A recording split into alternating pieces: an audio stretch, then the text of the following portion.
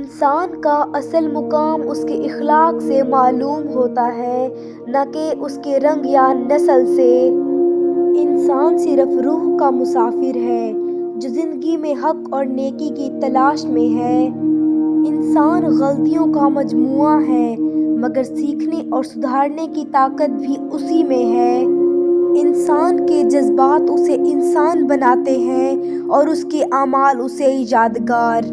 انسان صرف سوچتا نہیں بلکہ اپنی سوچ سے دنیا کو بھی بدل سکتا ہے۔ انسان کی عظمت اس کی عاجزی اور صبر میں چھپی ہے۔ انسان کی پہچان اس کے کاموں اور رویوں سے ہوتی ہے، نہ کہ الفاظ سے۔ انسان کی اصل طاقت اس کے دل میں چھپی نیک نیتی اور عزم میں ہے۔